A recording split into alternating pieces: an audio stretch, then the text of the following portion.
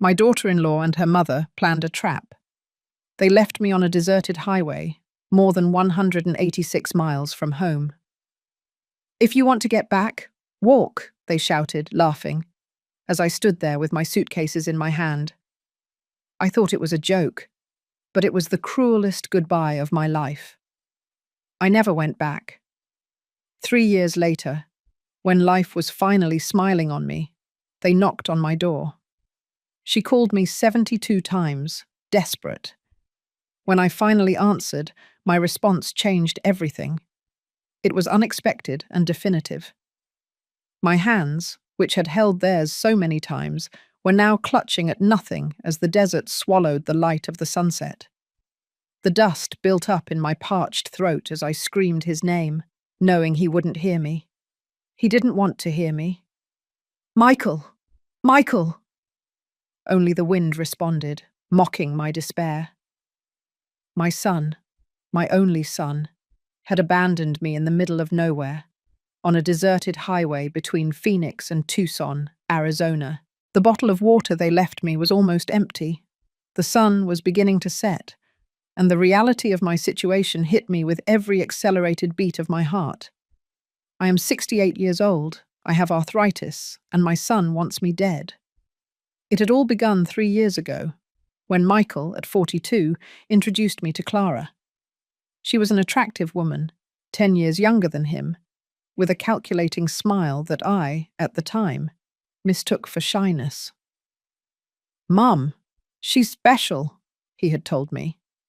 And I, happy to see him excited after his divorce, had blessed them with my approval. I didn't see the signs, or perhaps I didn't want to see them. The way Clara examined my house, evaluating every object as if it already belonged to her. The questions about my savings, about my will, about future plans. The insistence that I sell my house to move in with them to a more modern, more comfortable, safer one. My house. The one I had bought with my late husband 40 years ago. The one I had maintained with my teacher's salary after being widowed. The one that had been Michael's refuge during his childhood and adolescence. My home. "It's for your own good, Mum," Michael insisted. "You can't live alone anymore." But I could. I still can.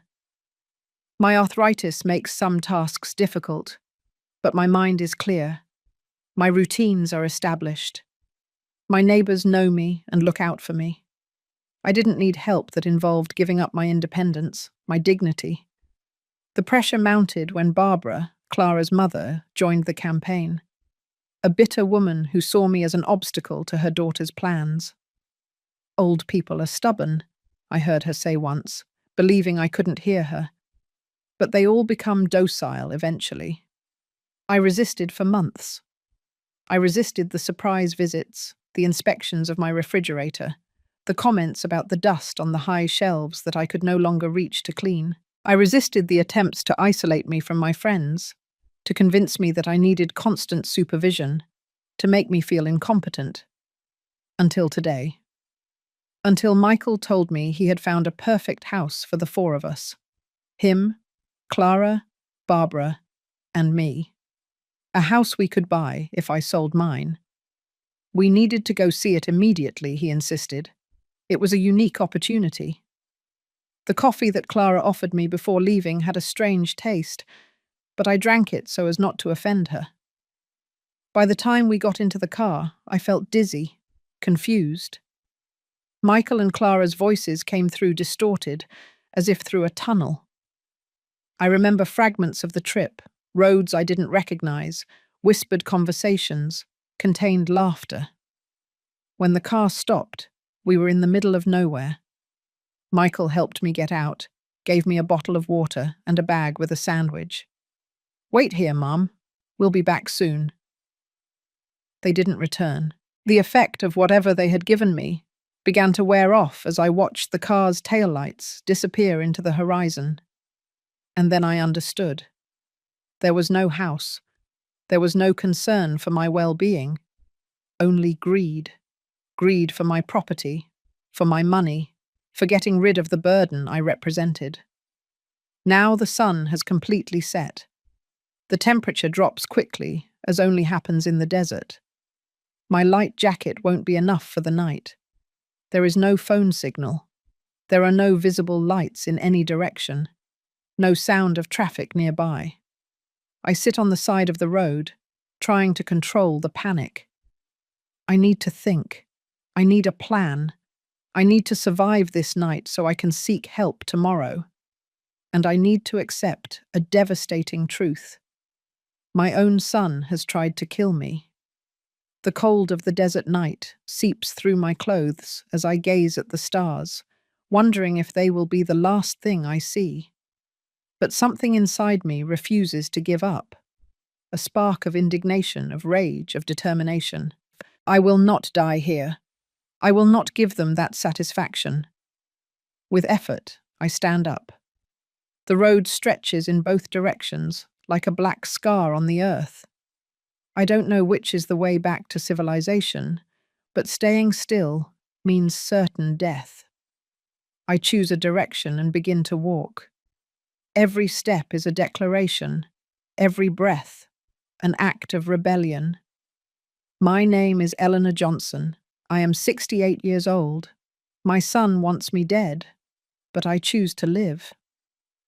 The Sonoran Desert doesn't forgive the unprepared. I know this because I've taught it for decades to my elementary school students. The extreme temperatures, the lack of water, the dangerous animals. I never imagined that someday my survival would depend on those lessons. The night advances as I walk along the empty road. My steps are slow, but constant. The arthritis in my knees protests with every movement, but the pain is almost welcome. It keeps me alert. It reminds me that I am still alive.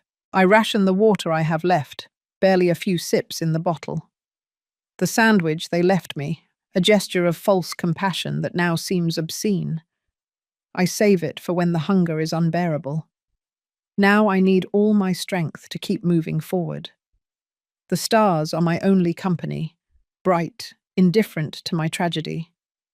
I use the North Star to orient myself, confirming that I am heading north. If my calculations are correct, I should eventually reach some town, maybe even Tucson. But how many miles separate me from civilization? Can I cover them before dehydration, heat, or exhaustion defeat me? Every so often, I stop to rest. I sit on the edge of the road, close my eyes, and breathe deeply. In those moments, memories assault me. Michael as a child, running toward me with open arms. Michael as a teenager, rebellious but good-hearted. Michael as an adult, visiting me every Sunday without fail until Clara entered our lives. At what point did my son become a stranger? When was love replaced by convenience, by the cold calculation of what he could get from me? The sound of a rattle pulls me out of my thoughts. A few feet away, a snake slithers across the hot earth. I stay motionless, holding my breath until the animal disappears into the darkness. A reminder that I am not alone in this desert, and that not all my companions are friendly. I keep walking. The moon dimly illuminates the road, casting ghostly shadows of cacti and dry bushes. The cold intensifies, making my teeth chatter. I rub my arms, trying to generate heat, but my tired body barely responds. When my legs finally refuse to take another step, I look for shelter. A group of large rocks by the road offers some protection from the wind. I curl up among them, using my purse as an improvised pillow. Exhaustion overcomes me, and despite the fear, the cold, and the uncertainty, I fall asleep. The sunrise wakes me with its relentless light. For a moment, disoriented, I forget where I am and why. Then the reality returns like a slap. The abandonment, the betrayal, the imminent danger. I slowly sit up. Every muscle in my body protests. My mouth is dry, my skin tight from the night cold. I take a small sip of water, knowing I must conserve every drop.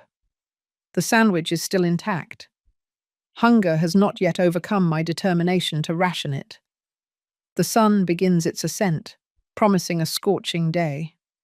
I must take advantage of the early hours to advance as much as possible before the heat becomes unbearable. I set off again, ignoring the pain in my joints, the weakness in my legs. By mid-morning, the landscape begins to change subtly. Cacti are more abundant, the vegetation more varied. Am I getting closer to a populated area, or is it just my desperate imagination? The heat is oppressive now. Sweat soaks my clothes, increasing dehydration. The sips of water are increasingly tempting, but I force myself to resist. I will need that liquid when the sun is at its highest point. A distant buzzing makes me stop. I strain my ears, fearing it is another hallucination. But no, it's real. The sound of an engine. A vehicle is approaching. I plant myself in the middle of the road, waving my arms frantically. The car, a worn-out pickup truck, appears on the horizon. I scream, jump, do everything possible to attract attention. The pickup slows down. A middle-aged woman with sun-weathered skin and cautious eyes watches me from the driver's seat. "Are you all right, ma'am?" she asks in English, without turning off the engine, maintaining a safe distance. The words tumble out of my throat. How to explain the inexplicable? How to summarize the deepest betrayal in one sentence? "They abandoned me here," I finally managed to say. "My son and his wife left me to die." Incredulity crosses her face, quickly followed by compassion. She turns off the engine and gets out of the truck. "I'm Linda," she says, approaching slowly as if afraid of scaring me. "We're going to help you." And with those simple words, my world expands again. From the absolute solitude of abandonment to human connection, from the certainty of death to the possibility of life. Linda helps me into the pickup. She offers me fresh water, which I drink with desperate gratitude. She wraps me in a blanket she kept in the back. "I'll take you to Phoenix," she says as she starts the engine. "To the hospital first, and then to the police. Linda, what they did to you is a crime." A crime. The word resonates in my mind. Yes, what Michael and Clara did to me goes beyond family cruelty, beyond greed. They tried to kill me, and they almost succeeded. As the truck speeds down the highway, leaving behind the scene of my abandonment, a new emotion emerges amidst the pain and exhaustion. Determination. I will not just survive this, I will make them pay for what they did. The desert blurs through the window. My eyes close, overcome by fatigue and relief. The last thing I see before falling into a deep sleep is the worried face of Linda, a stranger who showed more humanity than my own flesh and blood. The metal thermos she offers me gives off aromatic steam. Cinnamon tea, my favorite. How did she know? I have no idea. But the gesture moves me more than I can express. The Phoenix General Hospital is a labyrinth of white corridors and the smell of disinfectant. I've been here for 3 days, recovering from severe dehydration, sun exposure, and exhaustion. The doctors say I was lucky. A few more hours in the desert, and my 68-year-old body would have collapsed. Linda comes to visit me every afternoon. This woman, who was transporting crafts from a nearby town when she found me, has become my guardian angel. It was she who insisted on calling the police from the hospital. She who held my hand while I recounted my story to the incredulous officers. "It's hard to believe," one of them had said, a young man with skeptical eyes. "Your own son?" "Greed makes monsters out of ordinary people," Linda replied before I could speak. "And this lady isn't lying. I found her practically dead on the highway." Eventually they believed me, or at least decided to investigate. They took my statement, photographed my injuries, collected samples from the water bottle and the remains of the sandwich I still had. Today, Detective Ramirez enters my room with a serious but satisfied expression. He is a middle-aged man, with the kind of face that has seen too many human tragedies to be easily surprised. "Mrs. Johnson," he says, sitting by my bed, "we have news." I sit up slowly, preparing myself for whatever he is about to tell me. "We have arrested your son and your daughter-in-law," he continues. "We found them at your house, packing their belongings. It seems they were planning to move quickly." A part of me expected this news, but hearing it out loud hits me hard. Michael arrested. My son handcuffed, taken to a cell. Despite what he did to me, the image causes me sharp pain. "Did they confess?" I ask, my voice barely a whisper. "Not initially," Ramirez replies, "but we have solid evidence." The analysis of the water bottle showed traces of sedatives. We found documents in their house, property transfer papers with your forged signature, loan applications using your house as collateral. And most importantly, his cell phone had GPS activated throughout the trip. We have the exact record of where they stopped and for how long. I close my eyes, absorbing the information. It wasn't an impulsive act, but a carefully elaborate plan. Days, perhaps weeks of preparation to get rid of me.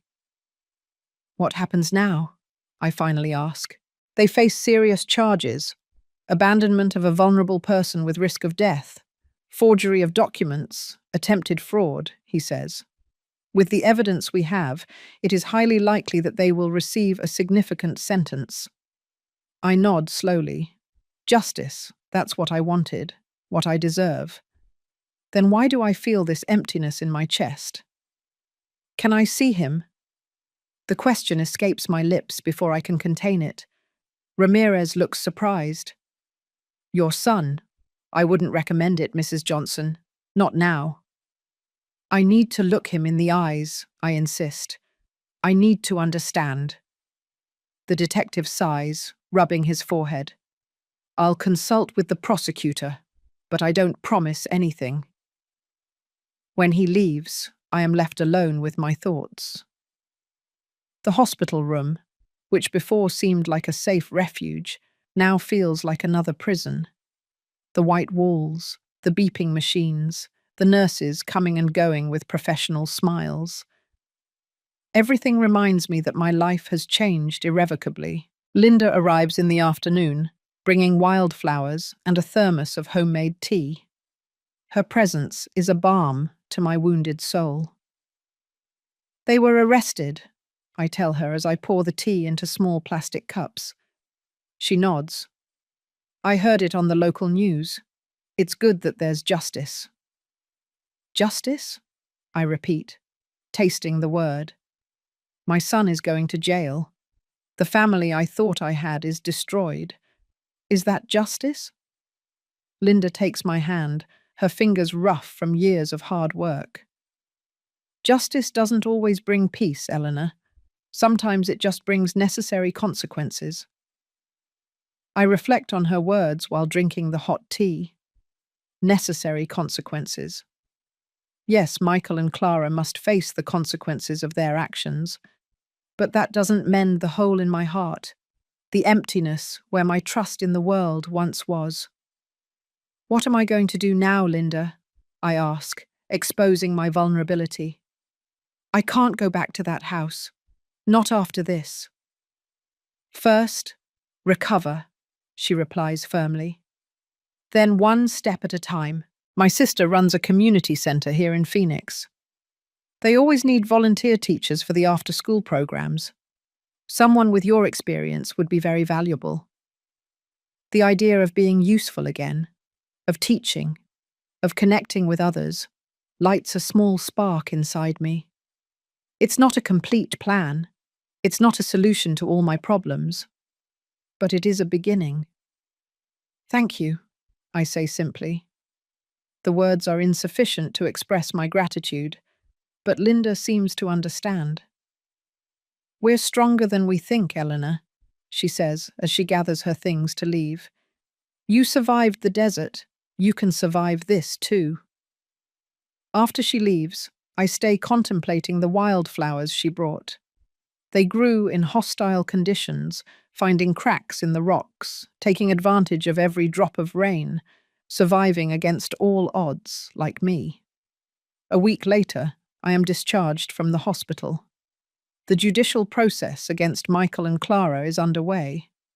I was not allowed to see him after all. Perhaps it's for the best.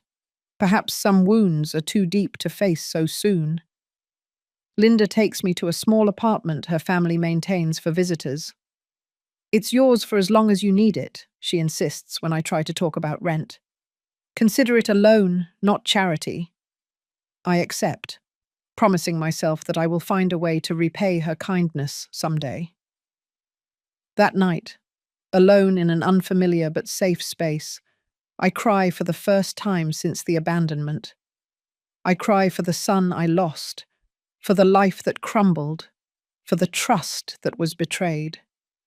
I cry until I run out of tears, until exhaustion overcomes me. And when the dawn arrives, I get up, get dressed, make coffee, and take the first step toward my new life. A life I never expected to have at 68. A life I will have to build from the foundations, brick by brick. A life without my son, but perhaps with new connections, new purposes. The process lasted 8 months. The forensic evidence of the drugged coffee, the forged documents, and the testimonies of neighbors about my progressive isolation proved irrefutable. Michael and Clara received 5 years with the possibility of parole for good behavior. Barbara, Clara's mother, was not formally charged due to lack of direct evidence, but her moral participation in the plan was exposed during the trial. I saw her only once in the courthouse hallway. She looked at me with a mixture of hatred and fear, as if I were a ghost who returned to torment her. In a way, I was. My house was put up for sale. I couldn't imagine living there again, amidst contaminated memories. With the money, I bought a modest apartment near the community centre, where I now volunteer, teaching art to children from underprivileged neighbourhoods. Life goes on, different, unexpected, but it goes on. And I with it, one step at a time. The last ray of sun turned the heart monitor into a black silhouette against the wall, as silence engulfed the final echoes of a broken family. The Hope Community Centre is a hive of activity when I arrive every morning.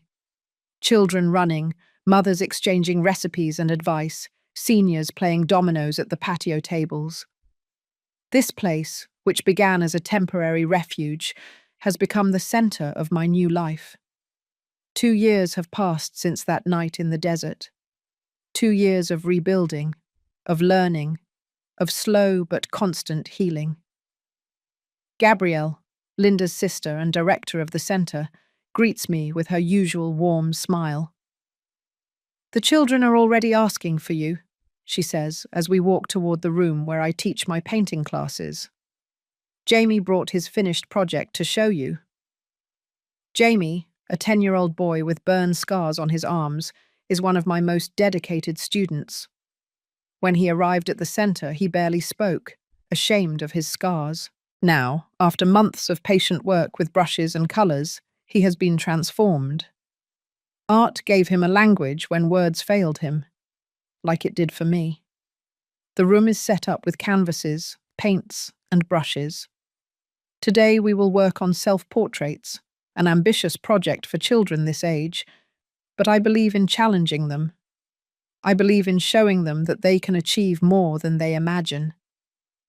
"Mrs. Eleanor," Jamie exclaims when he sees me enter. He runs toward me, proudly holding his canvas. He has painted a desert sunset, with vibrant colours that transform what could be a desolate landscape into something magically beautiful. "It's wonderful, Jamie," I say, genuinely impressed. "You've captured the light perfectly." "It's for you," he says, handing me the canvas, "to thank you for teaching me." The gesture deeply moves me. I accept the gift, promising him that it will occupy a special place in my apartment. The class unfolds amidst laughter, paint smudges, and small victories. I observe these children, many of them facing difficult circumstances at home, and I marvel at their resilience, how they find joy in small moments, how they get up every time they fall. They remind me of myself. After class, Gabrielle invites me to her office. There is a special sparkle in her eyes, the kind of look that anticipates good news. "We received the response from the foundation," she announces as soon as we close the door. "They approved the grant to expand the art program." I hold my breath. We had worked for months on that application, documenting the positive impact of art on the children at the centre, planning a broader program that included music and theatre. "This means," I begin, almost afraid to complete the sentence.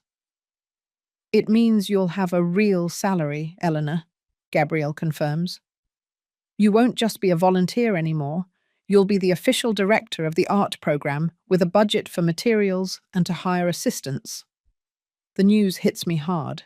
A real job, a defined purpose, recognition for what I have built here, among the rubble of my former life. "I don't know what to say," I murmur, overwhelmed by emotion. "Say yes," Gabrielle replies, laughing. "Say you'll keep transforming lives through art, as you've done with Jamie and so many others." "Yes," I finally say, my voice firmer. "Of course, yes." That night, in my small apartment, I contemplate Jamie's painting. I have hung it on the main wall, where I can see it from anywhere in the living room. His interpretation of the desert, bright, vibrant, almost hopeful, contrasts with my own memories of that place. It makes me think about how different perspectives can transform the same reality. My phone rings, interrupting my thoughts. It's Linda, calling to confirm our dinner tomorrow. Since she rescued me, we have maintained a friendship that has become one of the pillars of my new life. "How was your day?" she asks after the initial greetings. I tell her about the grant, about my new position, about Jamie's painting. Her joy for me is so genuine that I can almost feel it through the phone. "You deserve it, Eleanor," she says. "You've worked hard for this." "I never would have made it without you," I reply, gratitude forming a knot in my throat. "Without you, I wouldn't even be alive." "Nonsense," she retorts with her usual frankness. "I just picked you up from the road. Everything else you've done yourself, with your strength, your determination." After hanging up, I keep thinking about her words. Is it true? Have I been the one who has rebuilt my life brick by brick from the foundations? My gaze falls on a folder on the table. It contains the trial documents, the sentences, the police reports. I haven't opened them in months, but I haven't been able to get rid of them either. They are the tangible reminder of what I survived, of what I overcame. Michael must be serving his 3rd year in prison now. Sometimes I wonder how he is, if he has reflected on what he did, if he feels genuine remorse or only regret for being caught. I haven't tried to contact him. Some wounds are too deep, some betrayals too absolute. And yet sometimes, in the stillness of the night, I remember the child he was, the young man who brought me flowers on my birthday, the man who, before Clara, faithfully came every Sunday for lunch with me. Where did that son get lost? At what moment was love replaced by greed? Was it gradual or sudden? Were there signs I didn't see, moments when I could have intervened? Unanswered questions that I have already learned to let go of. The past cannot be changed, only the present is in my hands, and I am determined to mold it with the same dedication with which I teach my students to shape clay and color canvas. The next morning brings a surprise. A letter from the parole board. I open it with trembling hands, anticipating its contents. Johnson, we inform you that Michael Fuentes Ramirez has applied for early parole for good behavior. As the victim of the crime, you have the right to submit an impact statement for the hearing scheduled for July 15. The letter continues, but the words blur before my eyes. Michael wants to get out early. He wants to return to the outside world, and somehow my opinion matters in that decision. What will I say? That he is still a danger? That he deserves to serve every day of his sentence? Or that I believe in the possibility of redemption, like the one I preach to my students when they make mistakes? I have no immediate answer. I need time to process this, to examine my own conflicting feelings. I put the letter in a drawer and prepare to go to the center. Today, the community center is unusually quiet. The children are concentrated on their canvases, capturing memories of their summer vacations. I observe their faces, the intensity with which they mix colors, the delicacy with which they trace lines. In moments like this, I find peace. But the letter still weighs on my mind. Michael wants parole. My son, who tried to kill me, could get out before serving his full sentence. "You're very quiet today, Mrs. Eleanor," says Jamie, looking up from his painting. His eyes, too wise for his age, study me with concern. "I'm just thinking, honey," I reply with a smile that doesn't reach my eyes. "Sad or happy thoughts?" he insists. "Complicated," I admit. Sometimes life presents us with difficult decisions. Jamie nods as if he understands perfectly, even though he is only 11 years old. Perhaps he does understand. The children who come to the center have faced more difficulties than many adults. "My mom says that when you don't know what to do, you have to listen here," he says, pointing to his chest. "Because the head sometimes gets confused, but the heart knows." His words, so simple and profound, stay with me throughout the day. What does my heart say about Michael? Under layers of pain, betrayal, and fear, what remains of the maternal love that was once unconditional? That afternoon, after classes, I sit on a bench in the park near the center. The Phoenix sun warms my skin as I watch families pass by, mothers holding their children's hands, fathers carrying their little ones on their shoulders, grandparents sharing ice cream with their grandchildren. Everyday scenes of family love that now seem to belong to another dimension. "May I sit down?" The voice startles me. I look up and see Gabrielle with 2 cups of coffee in her hands. I make room for her on the bench.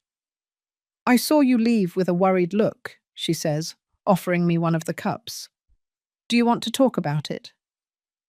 I tell her about the letter, about the parole hearing, about my confusion. Gabrielle listens without interrupting, giving me space to order my thoughts as I express them out loud. "What would you do?" I finally ask. Gabrielle sighs, taking a sip of her coffee before answering. "I can't tell you what to do, Eleanor. No one can. It's your story, your pain, your decision." "I know," I reply, "but I need perspective." "Then I'll tell you what I see," she says after a moment. "I see a woman who survived the unimaginable, who rebuilt her life from scratch, who found ways to transform her pain into something beautiful that helps others." She pauses. "I also see someone who, despite everything, has not let bitterness consume her." Her words move me. It is true that I have fought against resentment, against the desire for revenge. I haven't always won that battle, but I've never stopped trying. "The question isn't whether Michael deserves your forgiveness," Gabrielle continues. "The question is what you need. Continue healing." My hands, which survived the desert and learned to create beauty, now held the coffee cup firmly as the sunset light transformed the park, reminding me that after the darkness always comes clarity. That night, sitting in my small studio, I take out paper and pencil. If I am going to submit a statement for the hearing, I need to order my thoughts. But instead of words, my hand begins to sketch. I trace Michael's face. Not as I saw him last, hardened by greed and calculation, but as I remember him in better moments. Michael at 5 years old, with his toothless smile. Michael as a teenager, with his frown of concentration while studying. Michael as an adult, before Clara, with the first expression lines framing his eyes. The images flow, one after another, telling the story of a son who was loved, of a relationship that was real before twisting into something unrecognizable. When I finish, I have before me a collage of drawn memories, a shared life, captured in graphite strokes. And among the images, like invisible threads connecting them, is the question I haven't dared to ask directly. Is there any possibility of redemption for Michael? I don't have an answer. I just know that I need to see him, confront him, before I can decide. The next day, I contact the parole board. I request a visit to the prison before the hearing. I want to talk to Michael, face to face, without lawyers or officers mediating. I want to look into the eyes of the man who tried to kill me and see if anything remains of the son I raised. The request is approved with surprising speed.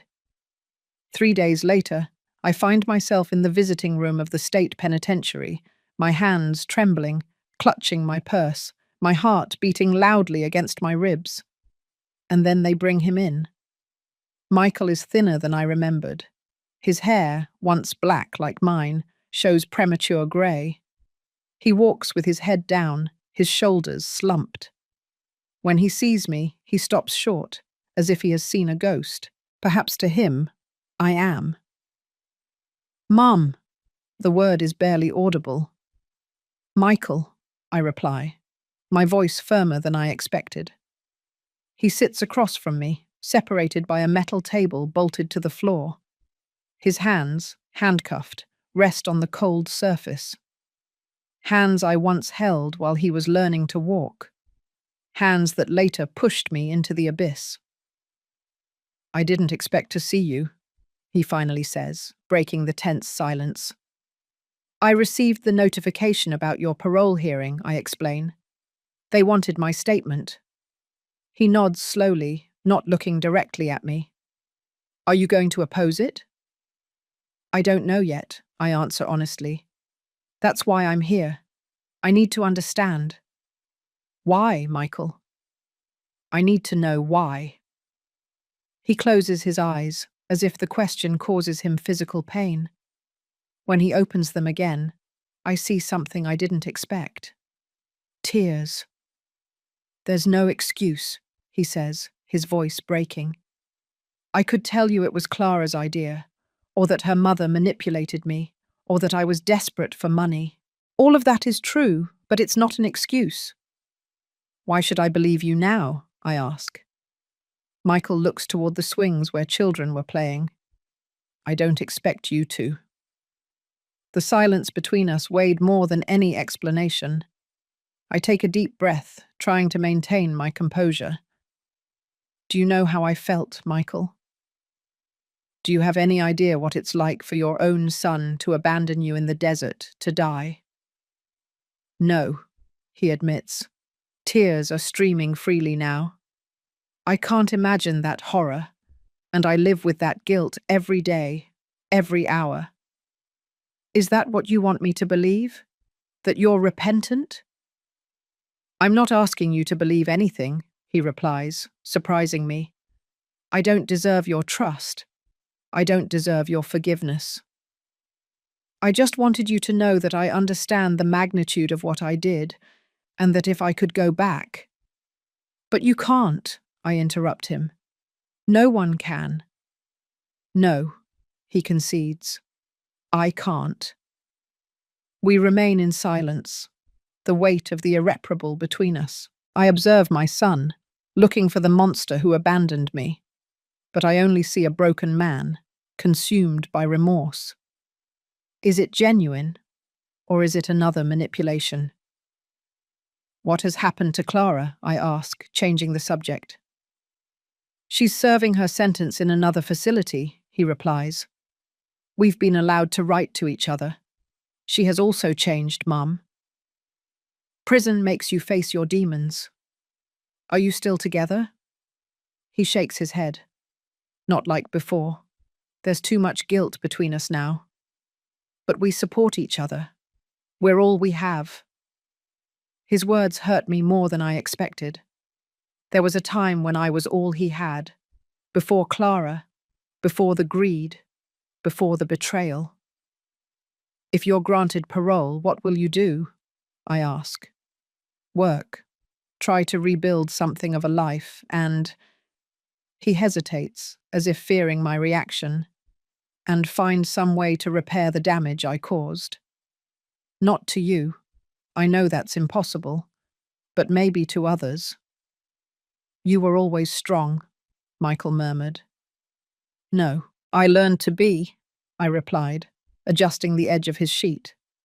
His eyes closed briefly. Too late to understand it. The visit ends too soon, and at the same time, not soon enough. I stand up, picking up my purse, feeling the weight of the decision I must make. Mum, Michael says when I am about to leave, whatever your decision is about the hearing, I'll accept it. I just wanted you to know that I'm sorry, more than words can express. I nod, unable to respond. What do you say to the son who tried to kill you, but now cries remorsefully? There is no manual for this. There is no precedent in my experience. I leave the prison with more questions than answers. The phoenix sun greets me, relentless and bright, reminding me that life continues, that the world keeps turning despite our personal dramas. In the taxi back home, I make a decision. It won't be easy. It won't be perfect.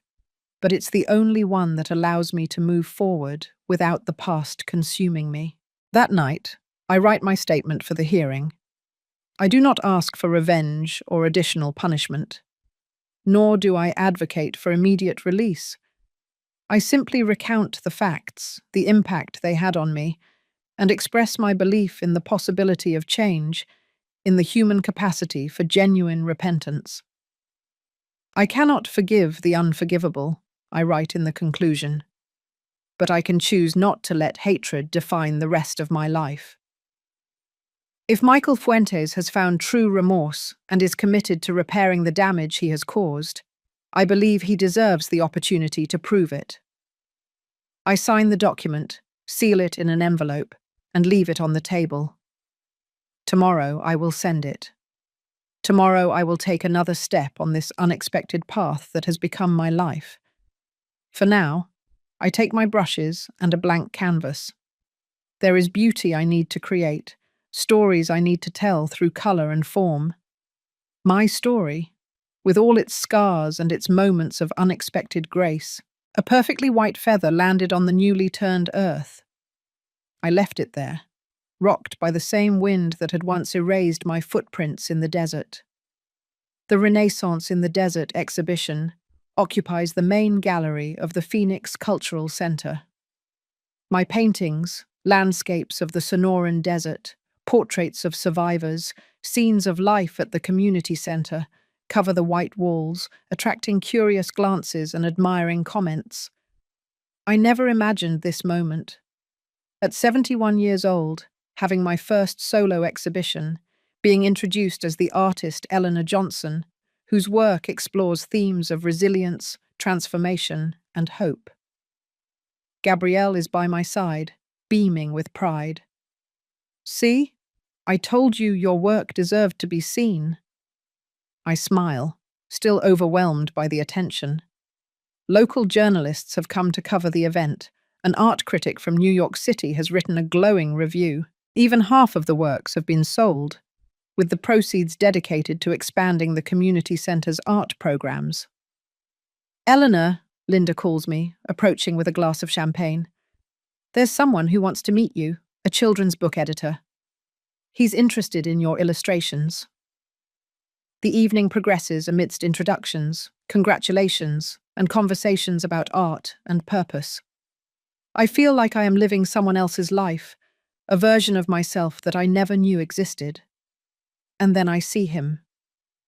At the back of the gallery, intently observing one of my most personal paintings, an abstract self-portrait titled "What the Desert Didn't Take," is Michael, my son, free. 8 months have passed since the parole hearing. He was granted early release, with strict restrictions, weekly reporting to his supervising officer, maintaining stable employment, not leaving the state without authorization, not contacting me without my explicit consent. I haven't seen him since then. He hasn't tried to communicate, respecting my space and the terms of his freedom. How did he know about the exhibition? Why has he come? What is he looking for? Gabrielle follows my gaze, and her expression tightens. Do you want me to ask him to leave? No, I reply, surprising myself. Are you sure? I nod slowly. Yes, it's a public space. He has the right to be here. But I don't approach him, nor does he approach me. For the next hour, we move in separate orbits within the gallery, conscious of the other's presence, but maintaining distance. It is a strange dance of proximity and distance, of recognition and caution. Finally, as the crowd begins to disperse and the exhibition is about to end, Michael heads toward the exit. As he passes near me, our eyes briefly meet. Congratulations, he says simply. Your work is beautiful. Before I can reply, he continues on his way and leaves the gallery. That night, back in my apartment, I can't sleep. The brief interaction with Michael has stirred emotions I thought were controlled. It's not pain I feel, nor fear. It is something more complex, more nuanced. A mixture of sadness for what we lost, acceptance of what is, and perhaps, very faintly, curiosity about what could be. The next morning, I receive an envelope at the community center. It has no sender, but I know who it is from. Inside is a handwritten letter and a newspaper clipping. Mum, the letter begins. First, I want to apologize for showing up at your exhibition without notice. It wasn't my intention to make you uncomfortable. I saw the announcement in the paper, and I wanted to see what you have become, what you have achieved despite what we did to you. He continues, explaining that he now works as an assistant at a rehabilitation center for addicts. It's not a coincidence, he writes. I chose this path because I understand what it is like to lose everything due to bad decisions, and I don't want others to do the same. I want to help others not make the same mistakes. The newspaper clipping is a small article about a mentoring program for at-risk youth. Michael appears in a photograph, working with teenagers in a community garden. His face shows a serenity I don't recognize, so different from the tormented man I saw in prison. I don't ask you for anything, the letter concludes. I just wanted you to know that I am trying to honor the second chance you gave me by not opposing my parole. I live every day trying to be better than the man who betrayed you. He signs simply. With respect and repentance, Michael. I fold the letter carefully and put it in my purse. I don't know what I feel. I don't know what I want to do with this information. I only know that, for the first time since the abandonment, the image of Michael in my mind begins to transform. It is not forgiveness, not yet, but perhaps it is the beginning of something, a recognition that people can change, that repentance can be genuine, that the future is not written in stone. The following weeks bring unexpected changes.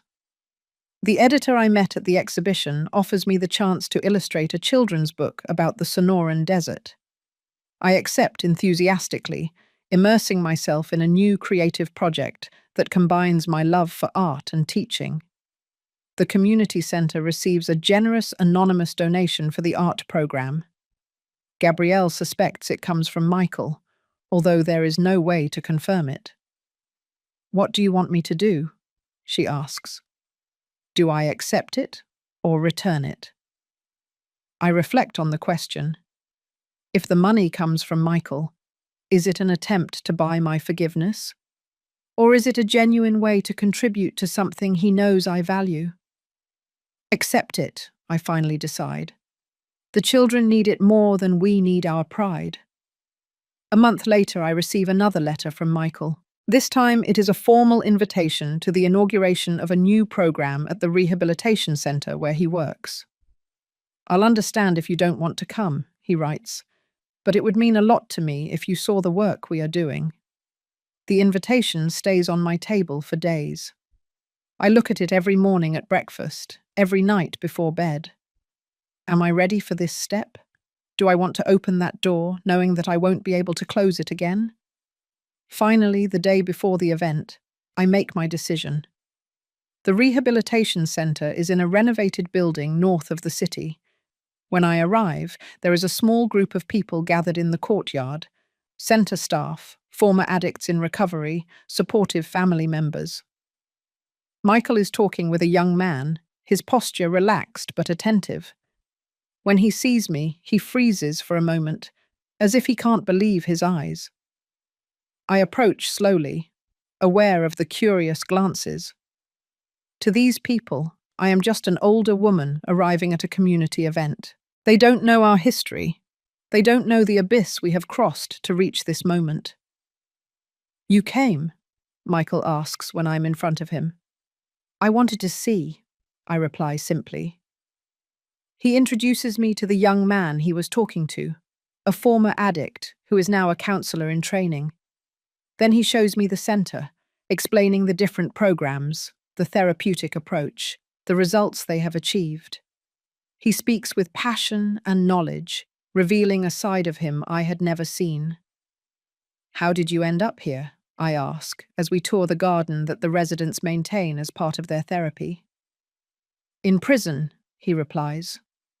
"I participated in a recovery program, not because I had addictions, but because I wanted to understand what leads someone to destroy what they love.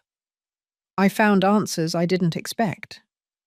"What kind of answers?" "That selfishness is an addiction, that greed consumes like any drug, that we justify the unjustifiable when we put our desires above everything else." He pauses. "I learned that the way back begins with brutal honesty about who you have been and a clear vision of who you want to be." His words resonate with me in an unexpected way. Isn't that what I myself have been doing these 3 years? Brutally facing what happened to me, consciously deciding who I want to be despite it. The inauguration ceremony is simple, but moving. Michael speaks briefly, thanking those who have made the new program possible. He doesn't mention his past specifically, but there are veiled references to unforgivable mistakes and the possibility of redemption.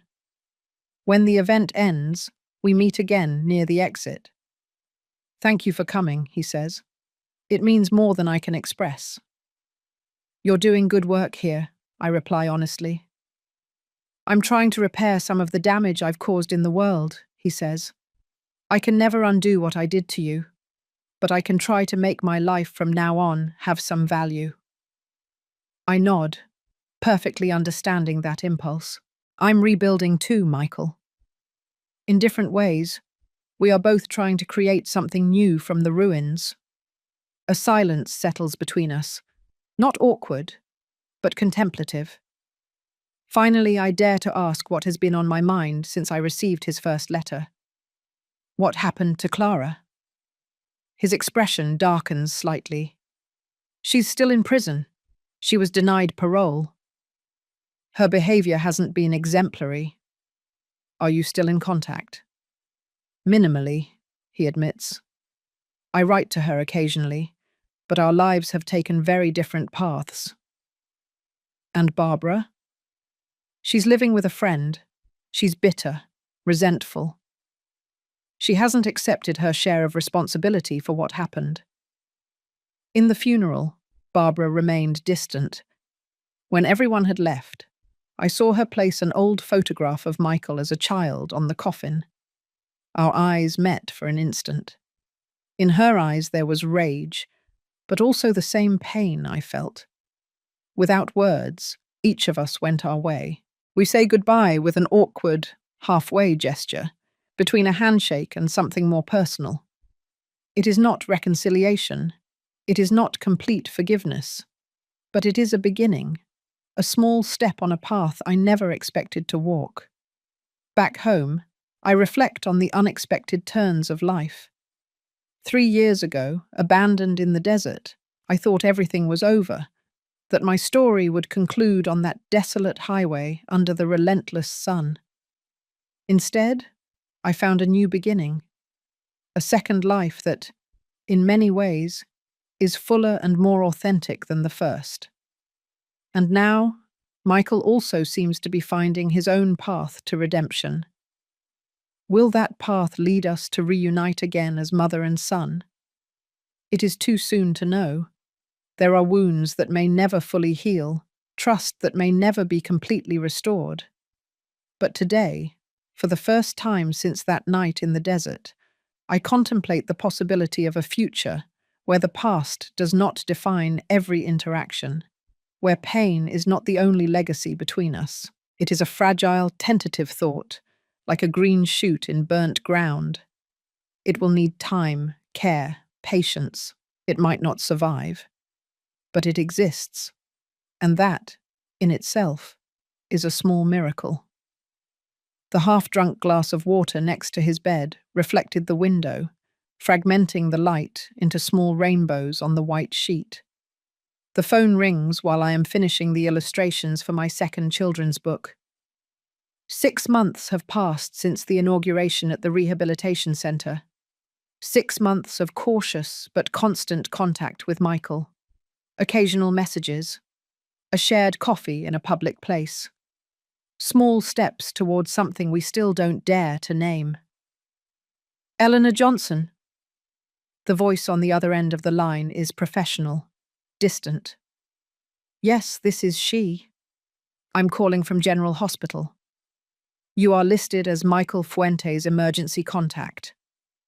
My heart stops for an instant. What happened? Your son was admitted this morning. We need you to come as soon as possible. The world blurs as I drive to the hospital. An accident? A sudden illness? The woman gave no details. Only the urgency of her tone indicated the seriousness of the situation. At the emergency reception, they direct me to a waiting room where I find Clara. She is thinner than I remembered, her face marked by the years in prison.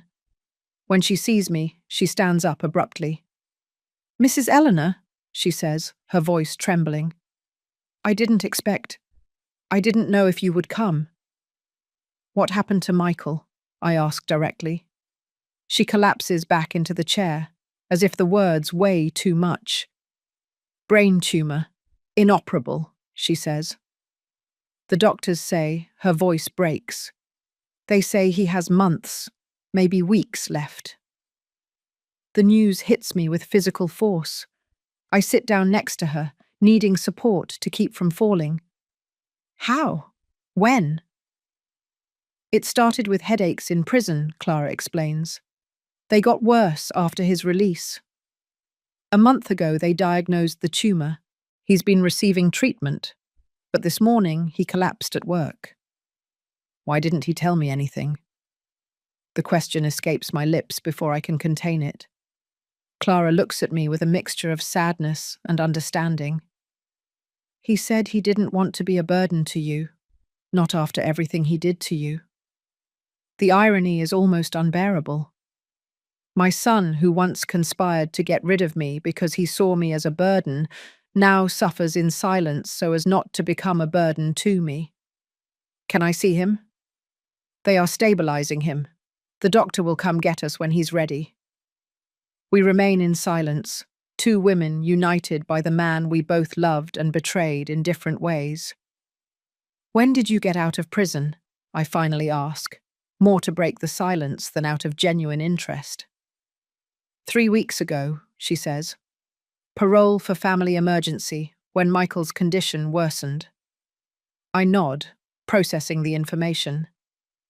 Where are you living? In a small apartment near the rehabilitation centre. Michael insisted on continuing to work until he couldn't anymore. The doctor arrives before I can ask more questions. He is a young man with tired eyes and a serious expression. Relatives of Michael Fuentes? We stand up simultaneously. I'm his mother, I say. His wife, Clara adds, although I know they never legally married. The doctor nods, without questioning the complicated family dynamic. Michael is stable for now, but the tumour has grown significantly, he says. The intracranial pressure caused the collapse this morning. We've managed to reduce it temporarily, but... How long? Clara interrupts. It's difficult to say precisely. Weeks, maybe a month or two. The cancer is aggressive and has reached a stage where treatments can only offer comfort, not cure. My legs threaten to give way. The doctor must notice because he quickly pulls up a chair.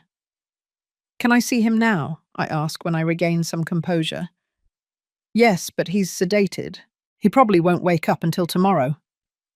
It doesn't matter. I need to see him. He leads me through sterile corridors to a private room. Clara follows us at a distance, as if unsure of her right to be there. And then I see him. Michael, my son, connected to machines that monitor his vital signs, with a bandage around his head. Michael lies motionless in the hospital bed, his face pale against the white sheets. The room is dim, with only a small lamp illuminating his profile. I approach slowly, as if afraid of waking him, although the doctor said he is deeply sedated. I sit by his bed, observing my son's face. Under the effects of the sedation, he looks younger, more vulnerable. I see traces of the child he was, the teenager who rebelled against the world, the man I once knew before everything went wrong. Clara remains at the door, as if she doesn't dare to fully enter this intimate space. Our eyes meet briefly, and in her eyes I see something I didn't expect. Genuine shame. You can come closer, I finally tell her. He needs you too. She advances with hesitant steps and sits on the other side of the bed. Her hands, which tremble slightly, rest on Michael's. He's been asking for you, she says in a low voice, ever since he got the diagnosis. He wanted to talk to you, explain everything, but he was afraid you'd think he was just looking for your pity. Why didn't you tell me? Clara lowers her gaze. I didn't think I had the right to enter your life again, not after what we did. Silence settles between us, broken only by the rhythmic beeping of the machines. Two women watching over a dying man, united by a past of betrayal, and perhaps by a present of shared repentance. What happened to Barbara? I ask, remembering Clara's mother, the woman who had so influenced the plan to get rid of me.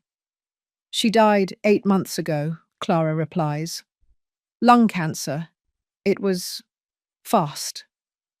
I'm sorry, I say automatically, surprised to feel something akin to compassion. She never repented, Clara continues. Until the end, she justified what we did. She said we were only looking out for everyone's best interests. And you? Do you believe that too? Her eyes fill with tears. No, not anymore. Prison gives you a lot of time to think, to face what you've done. And seeing Michael consume himself with guilt, that made me truly understand the horror of what we did to him. I nod, not knowing what else to say. A part of me wants to hate her, to keep alive the rage that sustained me for so long, but in the face of Michael's imminent death, that hatred seems small, insignificant. I took his drawings with the same hands that once held him, now illuminated by the faint light filtering through the hospital curtains, so different from the relentless clarity of the desert that should have buried me. We spend the night in the hospital, taking turns resting on the uncomfortable couch in the room. Neither of us wants to leave, fearing that Michael will wake up and find himself alone. At dawn, a movement in the bed alerts us. Michael is waking up. His eyes open slowly, disoriented at first. "Mom!" His voice is barely a hoarse whisper. "I'm here, son," I reply, moving closer. His gaze clears as he recognizes me. Then he sees Clara, and a complex expression crosses his face. Relief, guilt, resignation. "I didn't want you to see me like this," he says, trying to sit up. "Stay still," I order him with the firmness only a mother can have. "Don't waste your energy." He obeys, lying down again. "I'm sorry," he murmurs. "I wanted to tell you, but—" "Shh," I interrupt him. "It doesn't matter now." "Yes, it does matter," he insists, his voice stronger. "I've spent these months trying to repair some of the damage I caused. I wanted you to see that I had changed, that I understood the magnitude of my mistake. I didn't want your last memory of me to be of the man who betrayed you." His words move me more than I expected. It is not forgiveness he seeks, but redemption. Not my pity, but my recognition of his change. "I've seen you," I assure him. "I've seen your work at the center. I've seen how you help others. I've been watching you, Michael." A tear escapes his eye. "Thank you," he says simply. The following days we establish a routine. I temporarily move into Michael and Clara's apartment, which is closer to the hospital. We take turns accompanying him, making sure he is never alone. When he is awake, we talk about everything and nothing. Memories of his childhood, stories of my work at the community center, plans for the programs he started at the rehabilitation center. We avoid talking about the desert, the abandonment, the betrayal. Not out of denial, but because it is no longer the center of our story. Like an old scar, it's there, but it no longer constantly hurts. One afternoon, while Clara has gone home to rest, Michael asks me to read to him. His sight has begun to fail, another symptom of the advancing tumor. "What do you want me to read to you?" I ask, checking the books by his bed. "Your books," he replies. "The ones you've illustrated. I want to see the world through your eyes." So I read him The Desert Blooms, my first children's book, showing him the illustrations, describing the colors and shapes to compensate for his blurred vision. Then, Desert Stars, the second one, not yet published but already laid out. "They are beautiful, Mum," he says when I finish. "You always had that gift for seeing beauty where others only saw desolation." "It's a lesson I learned late in life," I respond. "Sometimes we need to lose everything to see what truly matters." He nods, perfectly understanding. "Do you know what the hardest thing about dying is?" he asks suddenly. The question startles me, but I answer honestly. "No. Tell me." "It's not the pain or the fear of the unknown. It's knowing that I am leaving unfinished business, wounds not completely healed." "Michael, no, let me finish. I need to say this." He takes a breath, as if gathering strength. "What we did to you was unforgivable. I know. I don't expect your complete forgiveness. But I need you to know that I understand now the value of what I tried to destroy.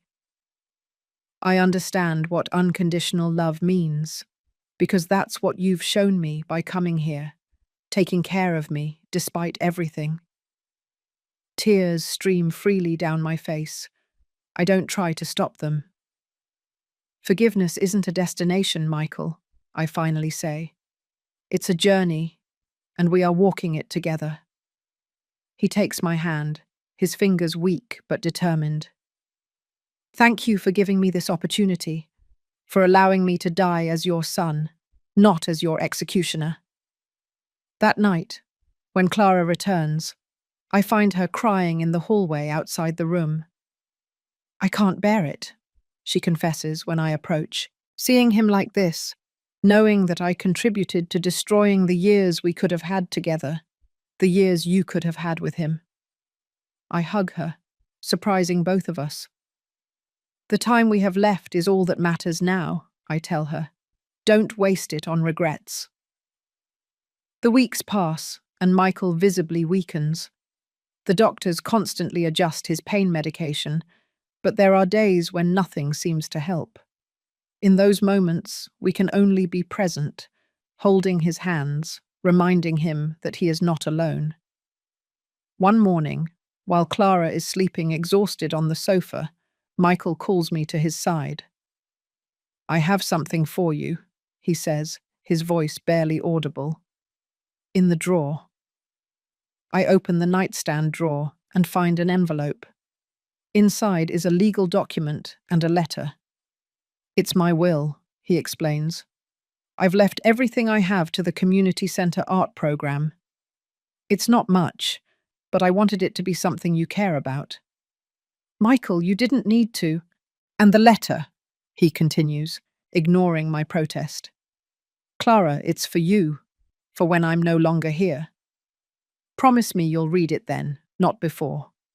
I promise, I say, putting the envelope in my purse. One more thing, he adds, making a visible effort. Clara. She doesn't have anyone else. When I'm gone, I'll take care of her, I promise, understanding what he is asking of me. She won't be alone. A weak smile illuminates his face. You were always the strongest of us, Mum. Now I understand where that strength came from.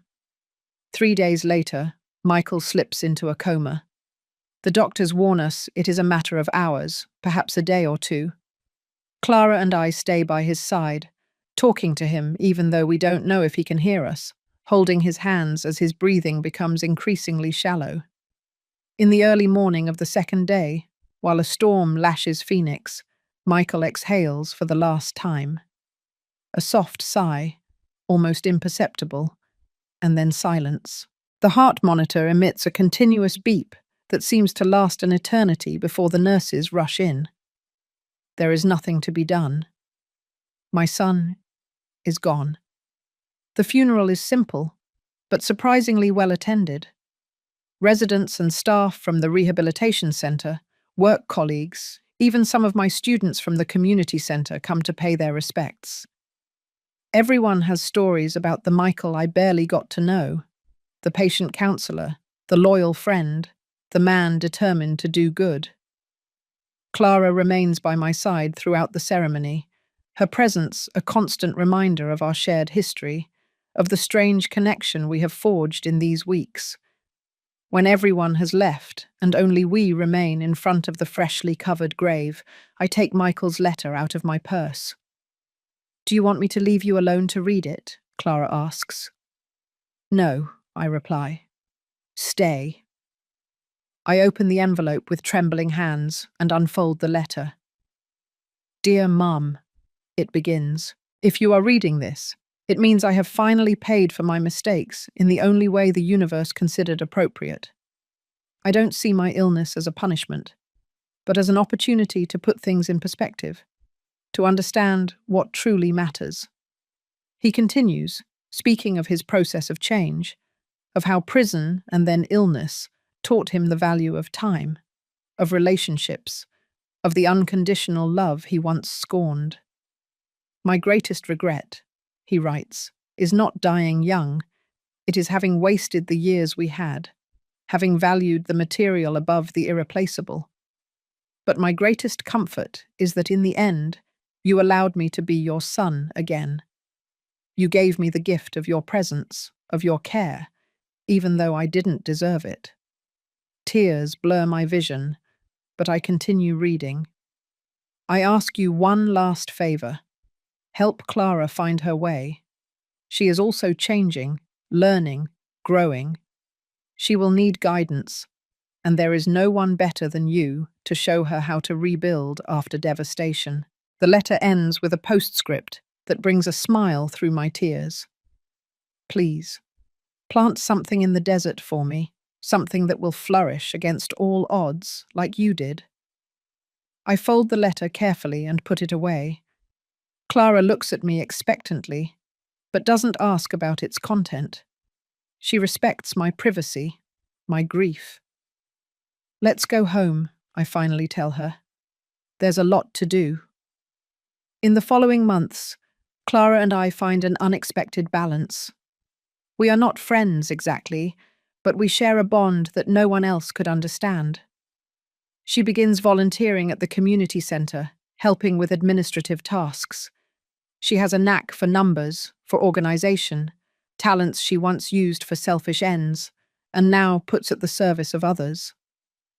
I continue with my art classes, with my illustrations, with my rebuilt life. The pain of losing Michael is there, but it is not paralysing. It is a part of me, like the desert experience, like everything I have lived. A year after the funeral, Clara and I travel to the highway where I was abandoned. We bring desert plants, cacti, agaves, and ocotillos. We plant them next to the road, creating a small oasis where there was once only desolation. Why here? Clara asks as she waters the plants with the water we brought. Doesn't it bring back bad memories? Places aren't good or bad by themselves, I reply. They are what we do in them, what we leave behind. We finish planting in silence, each lost in her own thoughts. When we get back into the car, I look one last time at the small garden we have created. Do you think they will survive? Clara asks, following my gaze. Some will, some won't, I reply honestly. But the ones that do will be stronger for the difficulties they faced, like us. We return to Phoenix as the sun begins to set, painting the sky orange and purple. The desert, which was once the scene of my abandonment, now stretches before me like a canvas of possibilities. At 72 years old, I have learned that life rarely follows the path we plan. That pain can become purpose, that betrayal can give way to understanding, that even in the most arid desert, life finds ways to flourish. It is not the ending I expected for my story. It is better, it is real, it is mine.